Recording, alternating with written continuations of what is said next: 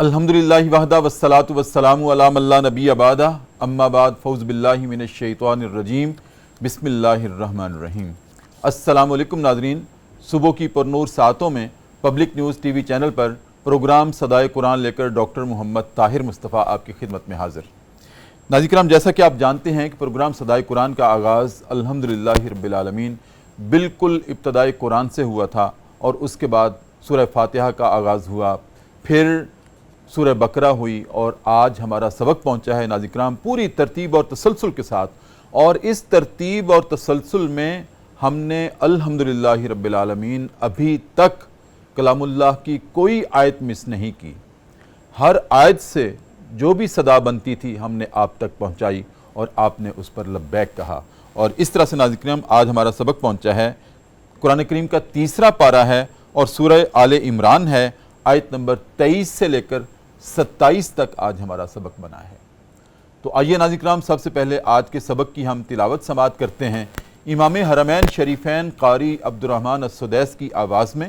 بسم اللہ الرحمن الرحیم۔ کیا آپ نے دیکھا جن لوگوں کو کتاب کے علم میں سے کچھ حصہ ملا ہے ان کا کیا حال ہے؟ انہیں جب کتاب الہی کی طرف بلایا جاتا ہے تاکہ وہ ان کے درمیان فیصلہ کرے، تو ان میں سے ایک فریق اس سے پہلو تہی کرتا ہے اور اس فیصلے کی طرف آنے سے منہ پھیر لیتا ہے۔ ان کا یہ طرز عمل اس وجہ سے ہے کہ وہ کہتے ہیں جہنم کی آگ تو ہمیں مس بھی نہیں کرے گی، اور اگر ہم دوزخ میں بھیج بھی دیے گئے تو محض چند دنوں کے لیے۔ ان کے خود ساختہ عقیدوں نے ان کو دین کے معاملے میں بڑی غلط فہمی میں ڈال رکھا ہے، مگر اس دن ان کا کیا بنے گا جس کے آنے میں کوئی شک و شبہ نہیں ہے۔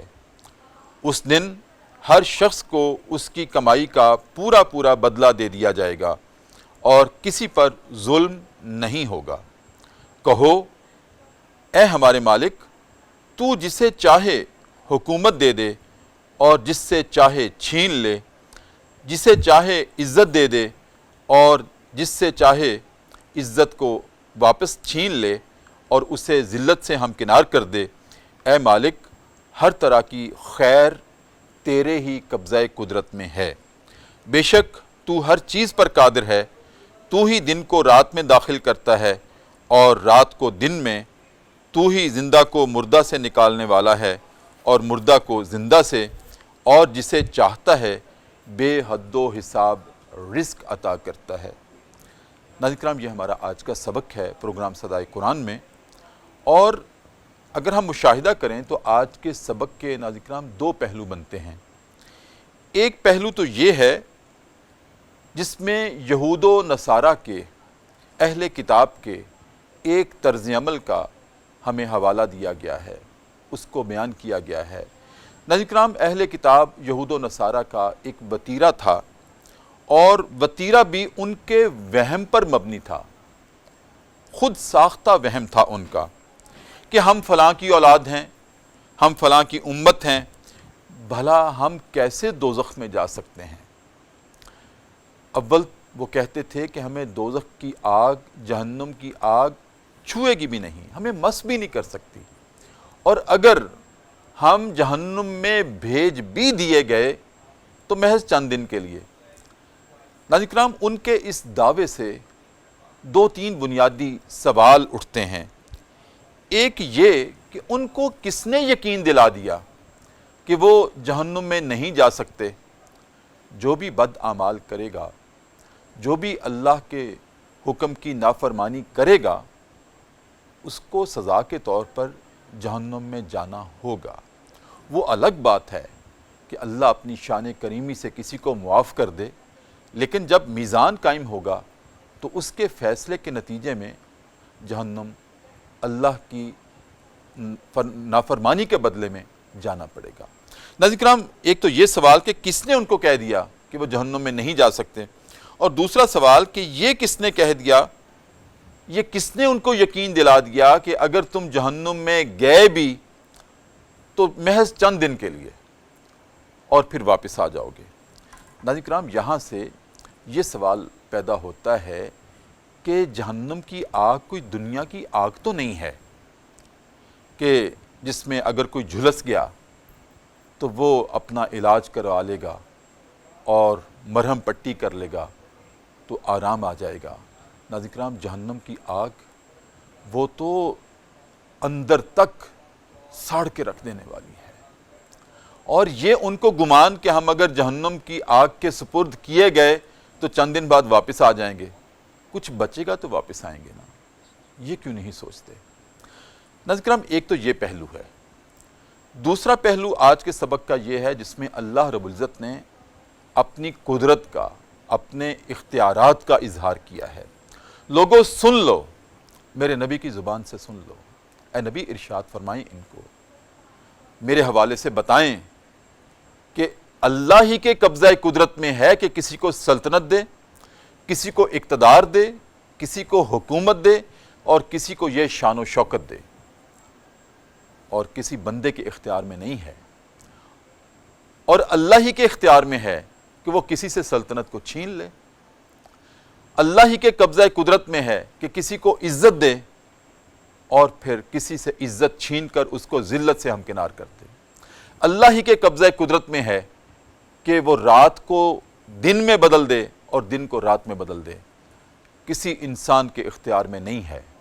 آج کوئی انسان نہ یہ دعویٰ کر سکتا ہے کہ میں رات کو دن میں بدلنا تو درکنار، بہت دور کی بات ہے، کوئی رات میں 1 گھنٹے کی تاخیر تو کر کے دکھا دے، کوئی دن کے اوقات کو آدھے گھنٹے کے لیے پرولونگ تو کر کے دکھا دے، کوئی سورج کو غروب ہونے سے آدھا گھنٹہ ٹھہرا تو لے، اور کوئی وقت سے پہلے طلوع تو کر کے دکھا دے سورج کو۔ 1 گھنٹہ تو دور کی بات ہے، چند لمحے پہلے طلوع کر کے دکھا دے، چند لمحے پہلے غروب کر کے دکھا دے سورج کو، کسی انسان کے قبضہ قدرت میں نہیں ہے، یہ محض مالک کے قبضہ قدرت میں ہے، جس کے اشارے سے پورا نظام کائنات چل رہا ہے، جس کی قدرت سے ناظرین کرام یہ پورا میکانزم چل رہا ہے۔ رات آتی ہے، دن آتا ہے، یہ ماہ و سال آتے ہیں، یہ زندگی کا سفر رواں دواں ہے، یہ صرف اس کے قبضہ قدرت میں ہے۔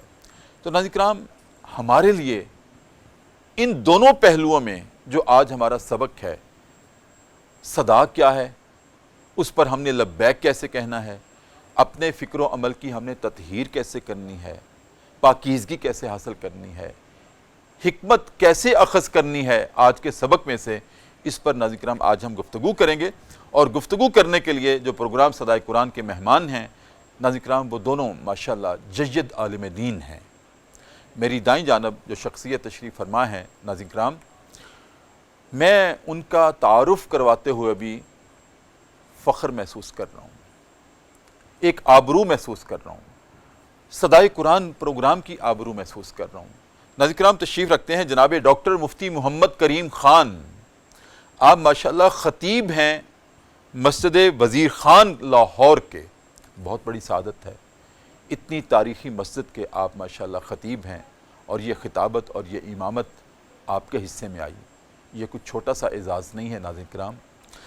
مسجد وزیر خان کے آپ خطیب ہیں اور 32 کتابوں کے آپ مصنف ہیں ماشاءاللہ، مصنف بھی ہیں، مؤلف بھی ہیں، مصنف اور مؤلف کتب کثیرہ ہم کہہ سکتے ہیں، جس میں سے خاص کتابیں جو میں آپ کے سامنے رکھتا ہوں اپنے فخر کے طور پر، وہ یہ ہے کہ آپ نے تجرید صحاح ستہ کی ہے ناظرین کرام 3 جلدوں میں، پھر قصص الحدیث آپ کی کتاب ہے 4 جلدوں میں، اور پھر ناظرین کرام امثال الحدیث 1 جلد میں، پھر مسند معاویہ آپ کی کتاب ہے ماشاءاللہ، اس کے بعد فیوز الزاہی فی شرح سنن نسائی ناظرین کرام 8 جلدوں میں ہے۔ یہ ڈاکٹر صاحب کا خاصہ ہے، اللہ رب العزت نے ان کے قلم کو قبول کیا، ان کی ذات کو قبول کیا اپنے دین کی اشاعت میں۔ آج ہمارے پروگرام کی زینت ہیں جناب ڈاکٹر محمد کریم خان۔ السلام علیکم۔ وعلیکم السلام ورحمۃ اللہ وبرکاتہ۔ میں نے عرض کیا تھا کہ میں آپ کا تعارف کرواتے ہوئے بھی اپنا فخر محسوس کر رہا ہوں، اپنی آبرو محسوس کر رہا ہوں۔ ڈاکٹر صاحب اللہ تعالیٰ آپ کو بہت برکتیں دے۔ تو میں مجھے پہلے بھی رشک آ رہا ہے۔ ساتھیوں سے کہتا ہوں، یعنی آپ کے سامنے بھی کہنا چاہتا ہوں کہ یہ بولنا، یہ لکھنا، یہ ساری چیزیں ہم نے آپ سے سیکھی ہیں۔ جیتے رہیں ڈاکٹر اللہ صاحب، تعالیٰ آپ کو اور سلامت برکتیں اور عزتیں عطا فرمائے، یہ آپ کا ہی فیضان ہے سر۔ بہت شکریہ ڈاکٹر صاحب، بہت شکریہ، سلامت رہیں۔ اور ناظرین کرام، میری بائیں جانب تشریف رکھتے ہیں جناب مفتی سید مسعود الحسن بخاری۔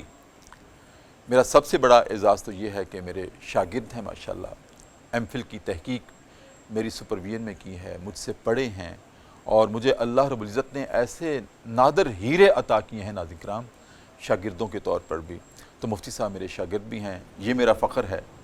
اور آپ ماشاءاللہ خطیب بھی ہیں، آپ ادیب بھی ہیں، قاری القرآن ہیں، اور اس کے علاوہ ناظرین کرام جب یہ میرے ساتھ تحقیق کر رہے تھے تو ان کی تحقیق کا جو محور تھا وہ یہ تھا کہ غیر منقوط قرآنی ادب، جس میں الحمدللہ میرا غیر منقوط ترجمہ قرآن بھی اس تحقیق کا حصہ بنا تھا، یہ بھی میرے لیے سعادت ہے۔ اور آج ہمارے پروگرام کے مفتی صاحب زینت ہیں۔ السلام علیکم ورحمۃ اللہ۔ وعلیکم السلام ورحمۃ اللہ وبرکاتہ۔ کیسے استاد خیریت سے مکرم، ہیں؟ آپ ٹھیک ہیں؟ خیریت سے ہیں؟ الحمدللہ۔ ڈاکٹر صاحب بہت شکریہ، آپ تشریف لائے، اور آپ کی مصروفیات اتنی ہوتی ہیں کہ میں کہتے ہوئے کبھی کبھی ڈرتا ہوں، لیکن آپ قبول فرماتے ہیں۔ میں نے جب بھی کہا تو آپ کا یہ خاصہ ہے، جس محبت سے آپ لبیک کہتے ہیں، میں اس پہ فخر محسوس کرتا ہوں، اپنی عزت و آبرو محسوس کرتا ہوں۔ ڈاکٹر صاحب آج پروگرام صدائے قرآن میں الحمدللہ آپ یہ جان کر خوش ہوں گے، الحمد سے سفر شروع کیا تھا، شکر، کوئی شکر آیت اللہ ہم نے تعالیٰ، مس نہیں کی، کوئی شکر لفظ مس یہ نہیں اللہ کیا، تعالیٰ کا کرم ہے، اور یہ اللہ اس تعالیٰ کی لحاظ سے مہربانی۔ میں سمجھتا ہوں کہ اس عالم اسلام کے لیے ایک منفرد پروگرام ہے، بالکل ایسے، اس ادارے کے لیے بھی اس بہت ادارے کا برکت ایک کا باعث ہے، منفرد تحفہ ہے تحفہ ہے، آج امت کے لیے، امت کے لیے، بالکل ایسے۔ کہ جس میں کوئی لفظ مس نہ کیے بغیر ہم صدائے قرآن بلند کر رہے ہیں۔ اس سے بھی بڑی بات ڈاکٹر صاحب میں جو جی جی سمجھتا ہوں، علمی سنجیدگی، متانت، جی جی اور یہ جو چیزیں ہیں، یہ اس کا سب سے بڑا سرمایہ ہے۔ جی بالکل، پھر قرآن پہ گفتگو اور پوری سنجیدگی کے ساتھ، متانت ہاں کے جی، ساتھ، علمی دیانت کے ساتھ، جی جس طرح آپ مہمانوں کو بلاتے ہیں، جس طرح پروگرام کو چلاتے ہیں، میرا خیال ہے اس کے علاوہ شاید کوئی اور نہیں ہے اس طرح کا۔ نہیں ڈاکٹر صاحب، آپ کی یہ ستائش میرے لیے بہت بڑا سرمایہ ہے، اثاثہ ہے، آپ کے الفاظ میرے لیے سند ہیں۔ اللہ تعالیٰ بس مجھے قبول کر لے، آمین، اور آمین، آپ کی معیت جو ہے، آپ کا ساتھ جو ہے، یہ اس پروگرام کی زینت ہے دراصل۔ بہت شکریہ ڈاکٹر صاحب۔ ڈاکٹر صاحب آج کا جو سبق ہے، میں نے مقدمہ آپ کے سامنے رکھا ہے، میں چاہتا ہوں کہ اس کے شان نزول سے آپ ہمارے ناظرین کی رہنمائی فرمائیں، جس پیرائی میں، جس تناظر میں آج کی آیات نازل ہوئی۔ اس کا شان نزول تو امام طبری اور امام ابن کثیر رحمۃ اللہ علیہ نے جو ذکر کیا ہے، جی جی وہ تو حضور نبی کریم رؤوف الرحیم صلی اللہ علیہ وآلہ وسلم کا ایک یہودی مدرسہ میں مدینہ شریف میں جانا، اور وہاں پر دو یہودی علماء جو تھے، نعیم بن عمر اور حارث بن زید جو تھے، ان کو دعوت دین دی آقا کریم صلی اللہ علیہ وآلہ وسلم نے، تو انہوں نے آگے سے سوالات کیے۔ اچھا، ان سوالوں میں سے یہ سوال بھی تھے، ایک تو تھا کہ آپ کس چیز کی دعوت دیتے ہیں؟ تو آپ علیہ السلام نے فرمایا میں رب تعالیٰ کی توحید کی دعوت دیتا ہوں۔ تو انہوں نے کہا کہ آپ کون سی ملت پر ہیں؟ تو آپ علیہ السلام نے فرمایا ملت ابراہیمی پر، حضرت ابراہیم علیہ السلام کے دین پر۔ تو انہوں نے کہا کہ ملت ابراہیمی اور دین ابراہیمی پر تو ہم ہیں۔ تو آپ علیہ السلام نے فرمایا آپ توریت اٹھا کر لے آؤ، توریت پڑھو، پھر اس میں دیکھتے ہیں کہ ملت ابراہیمی پر تم ہو یا ہم ہیں، واہ، یا میں جس کی دعوت دے رہا ہوں۔ سبحان اللہ، اب جب آقا کریم صلی اللہ علیہ وآلہ وسلم نے یہ فرمایا تو اب وہ توریت کو نہیں لے کر آئے، اس سے آئیں بائیں شائیں کرنے لگے۔ تو اس موقع پر یہ آیت مبارکہ نازل ہوئی کہ یہ کیسے ہیں جن کو کچھ حصہ دیا گیا ہے، اور جب ان کو کہا جاتا ہے کہ جس علم کا تم دعویٰ کر رہے ہو اسی کے مطابق دیکھو حق کیا ہے، تو پھر ان سے یہ انکاری ہیں، منکر ہیں۔ تو یہ بالکل ہر دور کے لیے، آج بھی ہمارے دور میں بھی ضروری نہیں ہے کہ جس کے پاس علم ہے وہ اسی راہ پر صراط مستقیم پر چل رہا ہو، صحیح، وہ غور و فکر کرے، دوسروں سے سیکھے، اور قرآن و حدیث دیکھیں، وہاں پر توریت کو آقا کریم صلی اللہ علیہ وسلم نے فرمایا ثالث بنا لیتے ہیں، اس کو پڑھیں، اور آج بھی ہمارے پاس قرآن و سنت موجود ہے۔ ہم تمام کو اپنی فکری تطہیر بھی کرنی چاہیے، علمی تطہیر بھی کرنی چاہیے، اور عملی تطہیر بھی کرنی چاہیے، اور کرتے رہنا چاہیے، جی بالکل، اور بڑوں سے بزرگوں سے سیکھتے رہنا چاہیے۔ جی بالکل، بہت شکریہ۔ آپ کی اجازت سے مفتی صاحب کو جی جی مفتی مفتی صاحب آپ کیا فرمائیں گے آج کے سبق کے تناظر میں؟ آغاز فرمائیں۔ उस्ताद मुकर्रम, बहुत शुक्रिया आपका, आपने मुझे बोलने का मौका दिया। जिस तरह मुहतरम डॉक्टर साहब ने फरमाया कि नबी सल्लल्लाहु अलैहि वसल्लम तशरीफ़ ले गए यहूद के पास और उनको दावत दी, और यहूद का यही था कि हम हक़ पर हैं, और वो अपने आप को हक़ पे कहने के लिए, जैसे कि कुरान मजीद में अल्लाह रब्बुल इज़्ज़त ने फरमा दिया कि वो ये कहते हैं कि जी जन्नत हमारे लिए है और हम जन्नत के वारिस हैं, और अगर हमें दोज़ख में जाना भी हुआ तो कुछ देर के लिए जाएंगे, वापस ये उनका जन्नत में गुमान आए। किस तरह से पैदा हुआ? उनका ये गुमान, ये उनका अज़ खुद गुमान था, कहीं से उनको इसकी कोई वो नहीं थी कि उनके किसी नबी ने कहा हो, या ये उनका कुरान तो अपना- कहता है कि बताओ कहाँ से तुम्हारे पास सनद है। तो ये उनका अपना गुमान है। बल्कि कुरान तो ये कहता है कि अगर तुम अपनी बात पे सच्चे हो तो जो है ना मौत को दावत दो, और पता चल जाएगा तुम्हें कि कौन सच्चा है और कौन झूठा है। सही। तो आका अलैहिस्सलाम ने जब उनसे ये कहा तो उन्होंने कहा जी हम हक़ पे हैं, हम दीन मिल्लत इब्राहीमी पे हैं। तो आका अलैहिस्सलाम ने फरमाया कि जी आप ठीक है, फिर तौरात ले आओ और उसमें देख लेते हैं। तो यही चीज़ थी कि जिससे वो भागना चाह रहे थे। सही। एक तो ये था, फिर उनका गुमान ये था कि हम फ़लाँ के बेटे हैं, फ़लाँ नबी की उम्मत हैं, इस वजह से हम चहेते हैं। चूँकि वो ये थे, उनका ये दावा था कि वो हज़रत याकूब अलैहिस्सलाम की औलाद में से हैं, और वो अपने आप को, और फिर कसीर अंबिया उनमें आए, अंबिया की औलाद समझते थे, अंबिया की अपने आप को औलाद समझते थे। तो इस वजह से उनका ये था कि जी हम बहुत पसंदीदा हैं, इसलिए ये सारा कुछ हमारे लिए ही है। ये सिर्फ़ एक उनका गमान था, ना तो कुरान ने इस सिलसिले में उनको जो है ना कोई बात की, ना उनकी किसी किताब में कुछ, तौरात में कुछ इस सिलसिले में था, ना उनके किसी नबी ने उनको ये चीज़ कही। ये उनका अपना ही गमान था, और अपने गमान पे वो ये बात करते थे। नाज़रीन किराम, डॉक्टर साहब ने बहुत खूबसूरत आगाज़ किया, मुफ्ती साहब ने आगे बात को बढ़ाया। मैं एक थोड़ी सी बात आगे बढ़ा के वक्फ़ा लेता हूँ कि जैसे अहले किताब को या यहूद व नसारा को ये ख़ुद साख्ता एक वहम था कि हम अंबिया की औलादों में से हैं, लिहाजा हम तो जहन्नुम में जा ही नहीं सकते, अगर गए भी तो चंद दिनों के लिए, चंद लम्हों के लिए, फिर वापस आ जाएंगे। वापस आना तो मैंने अर्ज़ किया कि बहुत मज़े का खेज़ है कि ये दावा करना कि जहन्नम की आग के हवाले होंगे और फिर हम वापस आ जाएंगे, ये कैसी बात हुई।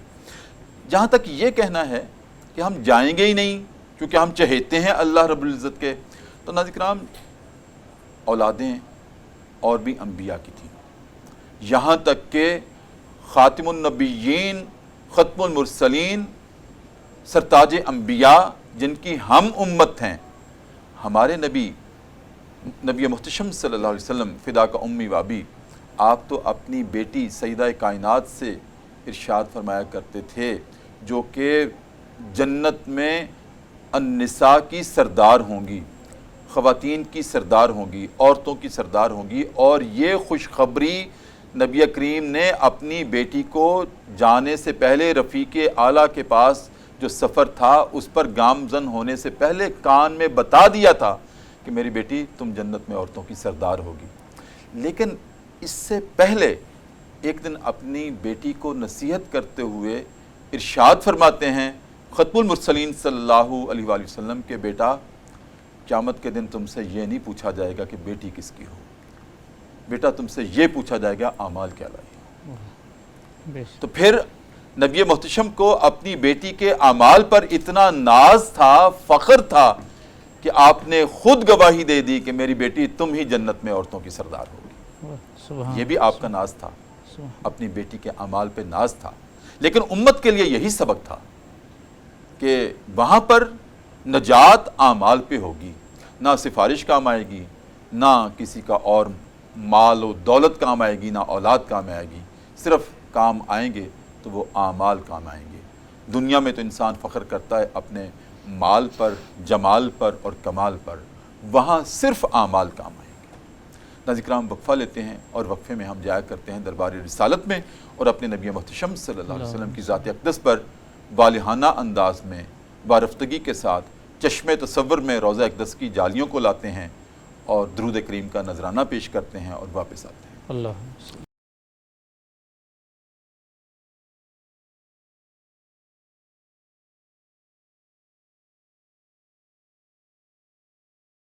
وقفے کے بعد ناظرین کرام دوبارہ آپ کی خدمت میں حاضر ہیں۔ صبح کی پر نور سے آتے ہیں، public news T V channel ہے۔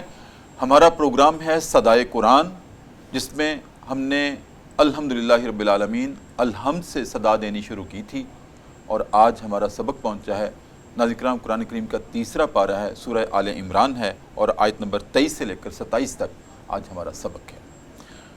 ڈاکٹر صاحب، خوبصورت انداز میں آپ نے یہود و نصارہ اور ان کے اوہام کا تذکرہ کیا، مفتی صاحب نے بھی اس بات کو بڑھایا۔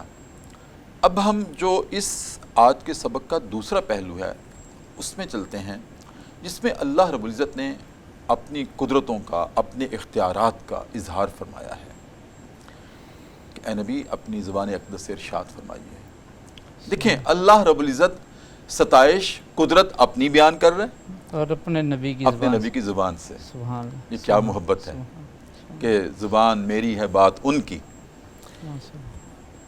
کہ فرمائیں کہ اختیارات میرے قبضہ قدرت میں ہیں، بالکل اللہ رب العزت کے۔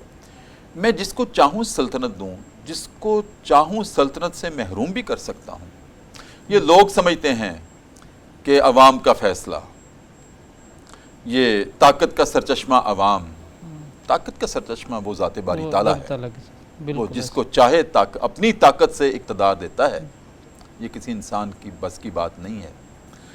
اچھا ڈاکٹر صاحب، یہاں سے جب ہم دیکھتے ہیں، اس آیت میں غور کرتے ہیں، تو ہمیں تاریخ میں قوموں کے عروج و زوال کا سبق ملتا ہے، پورا کہ کون سی قومیں تھیں جن کو اللہ نے اقتدار بخشا، سلطنت دی، اور پھر ایک وقت وہ بھی آیا کہ سلطنت کو چھین لیا گیا۔ میں چاہتا ہوں ایک طائرانہ جائزہ ہمارے ناظرین کے سامنے رکھیے۔ بالکل ڈاکٹر صاحب، اس سے پہلے میں ایک صرف صدا، پچھلی جو آیات ہیں ان کی صدا ہے ایک، جی وہ صدا یہ ہے، ضرور جب رب تعالیٰ نے فرما دیا یہودیوں سے، نصارہ سے، کہ تمہارا یہ کہنا کہ ہم نبیوں کی اولاد ہیں اس لیے جہنم میں نہیں جائیں گے، تو آج بھی یہ قرآن کی صدا ہے کہ صرف نسب کافی نہیں ہوتا۔ ہاں جی، میں نے عرض کیا تھا، نسب نہیں، بہت سارے لوگ آج بھی اسی زوم میں مبتلا ہو گئے نا، ہم فلاں عالم دین کی اولاد ہیں، ہم پیر صاحب کی پیر کے بیٹے ہیں، ہم فلاں کے نہیں۔ قرآن کی صدا یہ ہے کہ اگر وہ یہودی جو حضرت یوسف علیہ السلام کی اولاد ہیں، حضرت یعقوب علیہ السلام کی اولاد سے ہیں، ان اولادوں سے ہیں، ان کو بھی اگر ایمان نہیں ہے، ان کا عمل نہیں ہے، تو وہ جہنم میں جائیں گے، ان کا کوئی استثناء نہیں، کوئی استثناء نہیں ہے۔ اور اس پر یہ دوسری آیت مبارک ہے، سورہ بقرہ میں بھی یہی مضمون تھا، یہاں پر بھی یہی مضمون دہرایا، اور وہاں پر تو باقاعدہ یہ پوچھا، قُلْ أَتَّخَذْتُم مِّن اللَّهِ عَهْدًا، کیا تم سے کوئی اللہ تعالیٰ سے وعدہ لے کر آئے ہو؟ تو یہ غور و فکر والی بات ہے، جیسے آقا کریم صلی اللہ علیہ وسلم کی سیدہ فاطمہ الزہرا کے حوالے سے آپ نے فرمایا، ہاں حسن عمل بھی رہے، اس کے ساتھ ساتھ رب تعالیٰ کی رحمت کی امید، رجائیت رہے، یہ ایمان ہے۔ ان دونوں کے خوف اور رجائیت کے درمیان، الایمان بین الخوف والرجاء، بس یہ یہاں پر ہی ہمیں آنا ہوگا۔ اور ہمارے ہاں تو اور زیادہ مسئلہ ہو گیا کہ کچھ مسلک سمجھتے ہیں کہ ہم شاید جنت میں جائیں گے، کوئی دوسرے مسلک والے کہتے ہیں ہم جنت میں جائیں گے۔ بھائی میرے عمل پر غور کر لو، پہلے سب سے پہلے عمل کی ضرورت ہے، اس پر توجہ۔ اب دوسری طرف حضور، بادشاہتیں، عزت، سب کچھ اللہ تعالیٰ کے ہاتھ میں ہے، اور ہم تو پاکستان کی صورتحال پہ ہی پچھلے 2 سالوں میں غور کر لیں، جو تخت والے تھے وہ تختے پر چلے گئے، جو تختے والے تھے وہ تختوں پر چلے گئے، اور کتنے ہمارے سامنے۔ اور یہ اس وقت بھی یہودیوں نے یہ بھی ایک آقا کریم صلی اللہ علیہ وآلہ وسلم پر تان کیا تھا، جب آپ علیہ السلام غزوہ خندق کے دوران ایک بڑی چٹان آ گئی، آپ علیہ السلام نے اس پر پہلا وار کیا کدال سے، تو اس کے جب شعلے بلند ہوئے تو آپ علیہ السلام نے فرمایا میں نے ہیرا کا شہر دیکھا ہے، بادشاہ دیکھا۔ دوسری میں جب شعلے بلند ہوئے تو آپ علیہ السلام نے فرمایا میں نے روم کو مشاہدہ کر لیا۔ تیسرا آپ علیہ السلام نے فرمایا میں نے صنعا شہر کو دیکھ لیا۔ اور پھر آقا کریم صلی اللہ علیہ وسلم نے فرمایا کہ مجھے حضرت جبریل امین علیہ السلام نے آ کر ابھی خوشخبری دی ہے کہ اللہ تبارک و تعالیٰ آپ کی امت کے ہاتھوں سے یہ تینوں ملک فتح فرمائے گا۔ اور پھر سیدنا عمر فاروق رضی اللہ تعالیٰ عنہ کے دور میں یہ چیزیں ہو گئیں. جی تو اس وقت بھی انہوں نے کہا تھا کہ یہ بھی تو خندق کھود رہے ہیں اور باتیں بادشاہت کی کر رہے ہیں. تو اس میں اللہ تبارک و تعالیٰ نے فرمایا وہ رب ہے، وہ جس کو چاہے بادشاہ بنا دے، جس کو چاہے فقیر کر دے، جس کو چاہے زندان میں لے جائے، جس کو چاہے عزتوں سے نوازے. بالکل یہ اس کے قبضہ قدرت میں ہے. اور ہم تمام کو بھی اپنی محنت ضرور کرنی چاہیے، لیکن نتیجہ اللہ کے سپرد، وہ اللہ کے سپرد ہے. ہمارا کام لیس للانسان الا ما سعی، مالی دا کم پانی لانا پر مشکاں پاوے، مالک دا کم پھل پھل لاؤنا لاوے یا نہ لاوے. بس یہ مسلمانی ہے، یہ صدا ہے قرآن کی. بالکل ٹھیک. مفتی صاحب جیسے کہ قرآن نے اس کی نشاندہی کی کہ بنی اسرائیل کو دیکھ لیں، اقتدار دیا، نعمتیں نازل کیں، من و سلوہ نازل کیا، ہر خواہش کو پورا کیا. جب قدردانی نہیں کی اللہ نے سب کچھ واپس لے لیا. بے شک.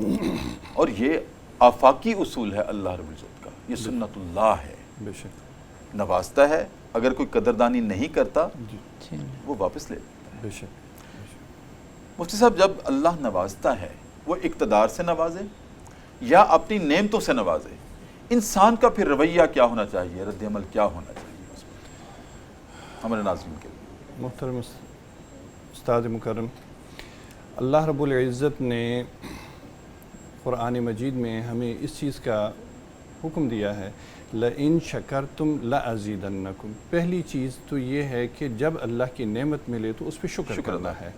شکر کریں گے تو اس نعمت میں اللہ اضافہ دیں گے، دوام اس میں دیں گے. وَلَئِن كَفَرْتُمْ، اور اگر ناشکری کریں گے تو پھر اللہ رب العزت اس نعمت کو چھین کر عذاب میں مبتلا کر دیں گے. تو سب سے پہلی چیز تو یہی ہے کہ نعمت کے حصول پہ، وہ نعمت کوئی بھی ہو، اس کے حصول پہ اللہ کا شکر ادا کرنا چاہیے. دوسری بات یہ کہ آپ نے فرمایا کہ قوموں کی جو تاریخ ہے، اللہ رب العزت نے پورے قرآن مجید میں مختلف اقوام کی تاریخ بیان فرمائی. ان کے عروج اور زوال کا اللہ رب العزت نے ذکر فرمایا اور ان کے اسباب بھی بتائے کہ ان کو زوال کس وجہ سے ہوا. زوال ہمیشہ اس وقت ہوتا ہے جب نافرمانی کی جاتی ہے، جب اللہ رب العزت کی اس نعمت کی ناشکری کی جاتی ہے تو اس وقت زوال آتا ہے. اور یہ تو ایک فطرتی عمل ہے، عروج اور زوال ایک فطرتی عمل ہے. اس کو دوام مل سکتا ہے، جیسے انسان خوراک اچھی کھاتا ہے تو اس کی صحت زیادہ دیر برقرار رہتی ہے، اسی طرح عروج بھی اگر اس کے جو اللہ کے احکامات ہیں اس کے مطابق اس کو چلایا جائے تو اس میں دوام آ سکتا ہے. لیکن وہ ہمیشہ کے لیے عروج نہیں ہوتا، کیونکہ ہر عروج کو زوال ہے اور ہر زوال کو عروج ہے. یہی قوموں کی تاریخ ہے. اور ابن خلدون رحمہ اللہ نے قوموں کے اس عروج اور زوال کو اس طرح بیان کیا ہے جیسے ایک انسان ہے کہ پہلے اس کی پیدائش ہوتی ہے، چھوٹا بچہ ہوتا ہے، پھر وہ جوان ہوتا ہے، پھر جوانی کے بعد وہ بڑھاپے میں آتا ہے اور پھر اس کی موت واقع ہوتی ہے. اسی طرح عروج بھی ہے، قوموں کا عروج بھی ہے کہ ایک وقت آتا ہے وہ قوم میں اپنی پورے عروج پہ، پوری جوانی پہ آتی ہیں، پھر وہ اپنی بدعمالیوں کی وجہ سے، جیسے مناسب خوراک نہ کھانے کی وجہ سے بیماریاں آتی ہیں، ایسے ہی بدعمالیوں کی وجہ سے زوال آنا شروع ہوتا ہے اور پھر یہاں تک کہ وہ قوم ختم ہو جاتی ہے، اس کا دور ختم ہو جاتا ہے. بالکل ٹھیک. آپ کی اجازت سے سر وقفہ لے لیں دوبارہ. ناظرین کرام، پروگرام صدائے قرآن بہت اہم گفتگو ہے ہمارے فکر و عمل کی تطہیر کے لیے. سبق دے دیا ہے ڈاکٹر صاحب نے بھی اور مفتی صاحب نے بھی کہ اللہ کے ہاں اگر کوئی قابل قبول چیز ہے تو وہ اعمال ہیں، کوئی حسب نسب نہیں ہے. یہود و نصارہ کا بھی یہ وہم تھا اور وہ پاش پاش ہو گیا ان کا یہ وہم کہ ہم چہیتے ہونے کی وجہ سے، انبیاء کی اولادیں ہونے کی وجہ سے نہ جہنم میں جا سکتے ہیں، نہ ہمیں کوئی عذاب ہوگا. تو اللہ رب العزت نے کہا کہاں ہے اس کی سند؟ ہمارا ایک آفاقی فیصلہ ہے کہ نجات دنیا میں بھی عزت و وقار اور آخرت میں نجات وہ صرف اعمال پہ مبنی ہے. ناظرین کرام، وقفہ لیتے ہیں اور وقفے میں ہم جاتے ہیں ایک مرتبہ پھر دربار رسالت میں اور اپنے نبی کریم صلی اللہ علیہ وسلم کی ذات اقدس پر ایک مرتبہ پھر درود کریم کا نذرانہ پیش کرتے ہیں اور واپس آتے ہیں۔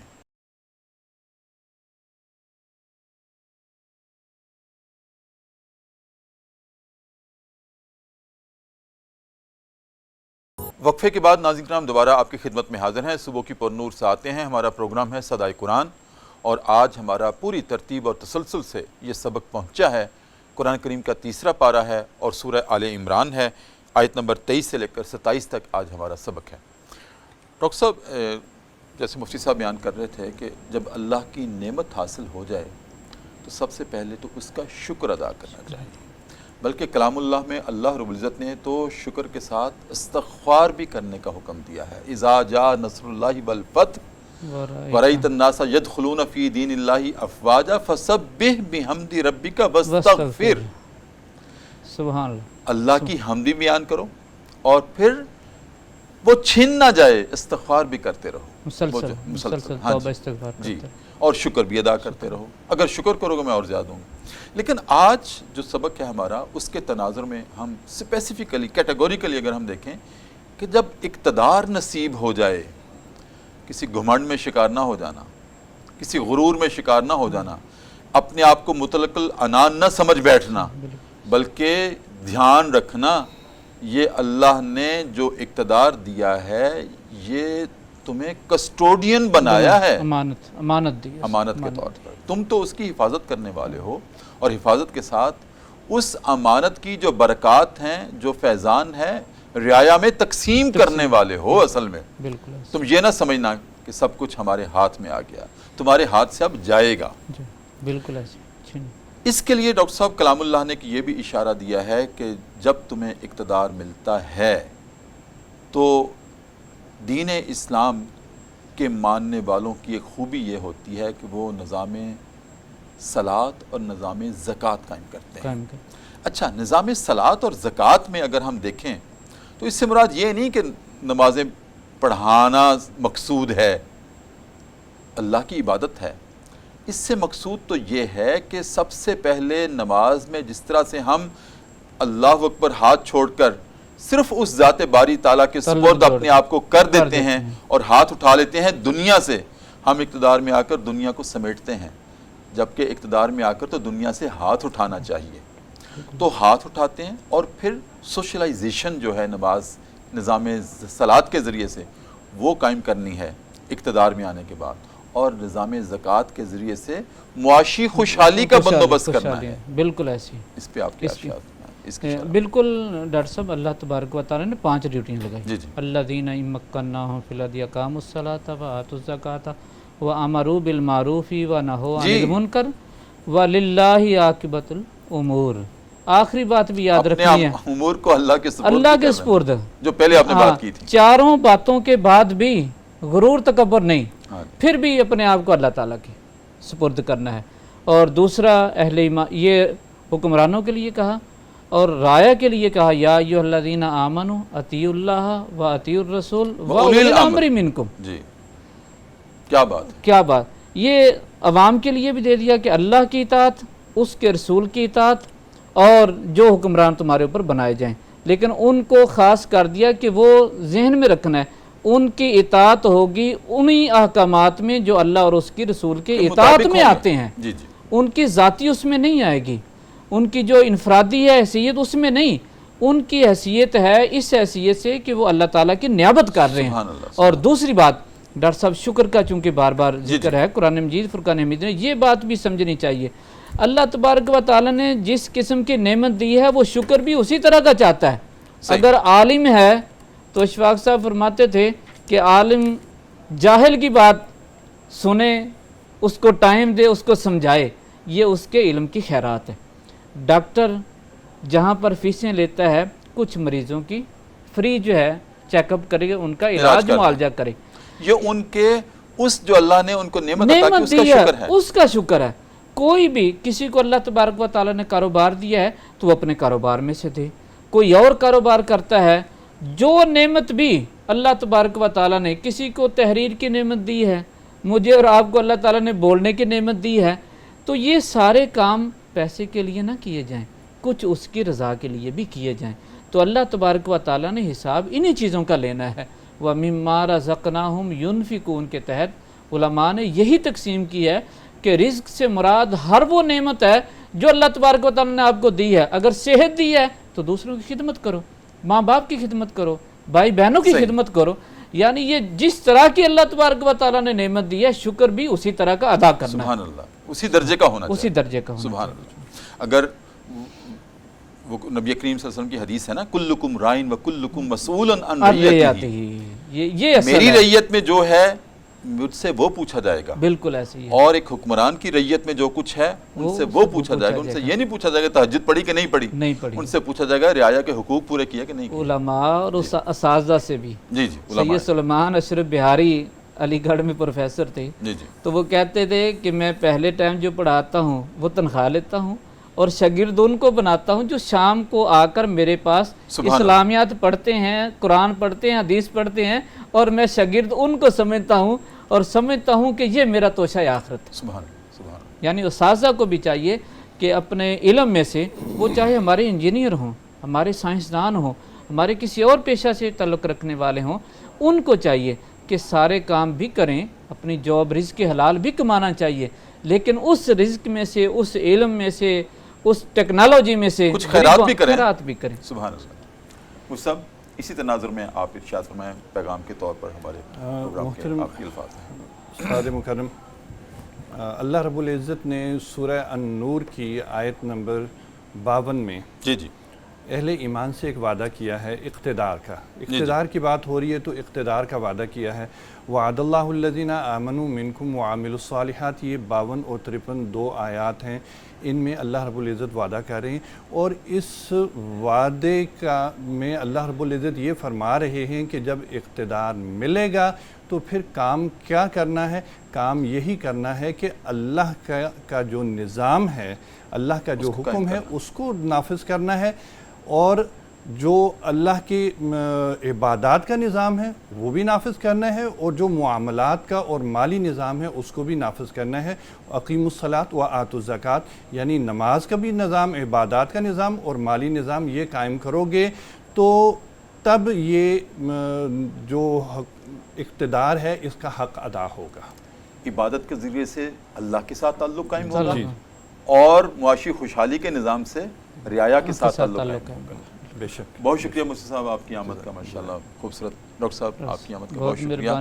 आप हमारे प्रोग्राम के लिए मेरी दरख्वास्त है कि हफ्ते में एक दिन हमें अगर आप इनायत कर दें, बहुत शुक्रिया। सलामत रहें, जीते रहें। नाज़रीन किराम, अब प्रोग्राम सदाए कुरान में वक्त हुआ है ज़िक्र साहिब कुरान का, और ज़िक्र साहिब कुरान में वक्त हुआ है ज़िक्र अस्माउन नबीउल करीम का। नाज़रीन किराम, कुरान से माखूज़ जो मैंने अपनी तहकीक में नबी करीम सल्लल्लाहु अलैहि वसल्लम के सिफ़ाती अस्मा का तज़किरा किया है, उनमें आज हमारे सामने सबसे पहले है सैयदना अल हामिदु सल्लल्लाहु अलैहि वसल्लम, अल्लाह की बहुत ज़्यादा हम्द करने वाले। नाज़रीन किराम, इसका कुरान करीम में हमें जो हवाला मिलता है वह सूरह तौबा की आयत नंबर 112 है, और इसके बाद सूरह अत्तूर की आयत नंबर 48 है। इसके बाद है नाज़रीन किराम जो नबी करीम सल्लल्लाहु अलैहि वसल्लम का क्या खूबसूरत इसमें गिरामी है जिसका कुरान ने इजहार किया है, कलामुल्लाह में उसका तज़किरा है और नस के तौर पर है। नाज़रीन किराम, वो है सैयदना हरीसुन अलैकुम। लोगों सुन लो, मेरा नबी तुम्हारी भलाई के लिए बहुत हरीस रहते हैं, बहुत ख्वाहिशमंद रहते हैं, इतना ख्वाहिशमंद रहते हैं कि उनकी ख्वाहिश है कि तुम में से कोई भी, मेरी उम्मत में से कोई भी जहन्नम में ना जाए। तुम सब के लिए वो हरीस हैं, हरीसुन अलैकुम, तुम्हारे लिए भलाई के ख्वाहिशमंद। और नाज़रीन किराम, सूरह तौबा की आयत नंबर 128 है, लक़द जाअकुम रसूलुम मिन अनफुसिकुम अज़ीज़ुन अलैहि मा अनित्तुम हरीसुन अलैकुम बिल मुमिनीना रऊफ़ुर रहीम। ये पूरी नस के तौर पर कलामुल्लाह इरशाद फरमा रहा है कि मेरे नबी तुम्हारे लिए बहुत हरीस हैं।